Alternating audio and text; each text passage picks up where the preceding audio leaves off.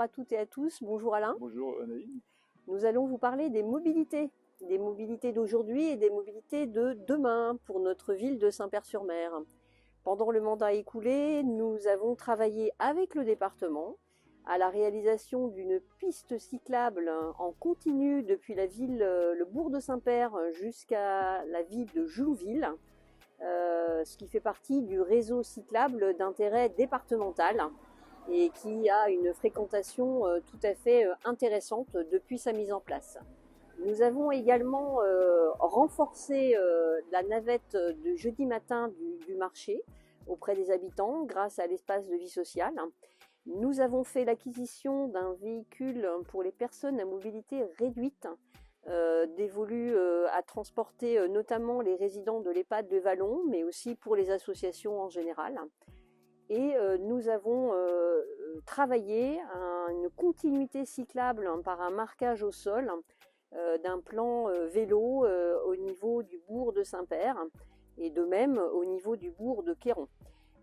Il y a encore beaucoup de choses à faire au niveau des mobilités. Alain, je te donne la parole.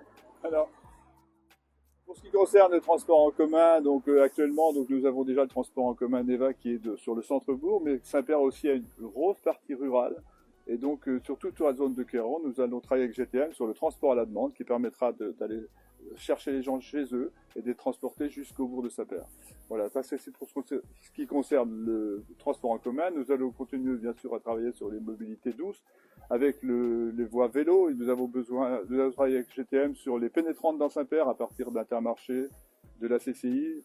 Nous allons travailler sur les circuits doux dans la commune, que ce soit à vélo ou à pied, en particulier trouver des chemins piétonniers qui soient favorables à travers des voies apaisées en évitant de suivre les touristes prennent systématiquement le même chemin que les voitures, avec peut-être des voies végétalisées dans les petites rues de Saint-Père. Et aussi au niveau de Queyron. Et à Queyron, bien entendu, ce qui a déjà commencé à être fait. Voilà. Et donc le point suivant que nous allons bien sûr ne pas négliger, c'est la future route à Vange-Granville. Nous avons déjà beaucoup travaillé avec le département sur ce projet. Nous étions présents à toutes les réunions, nous avons travaillé en concertation. Maintenant, il va falloir travailler avec eux sur l'aménagement qui sera fait sur Saint-Père-sur-Mer.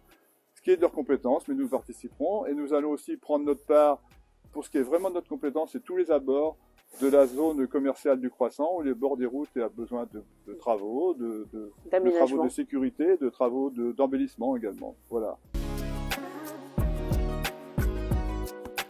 Saint-Père ensemble, cultivons notre avenir.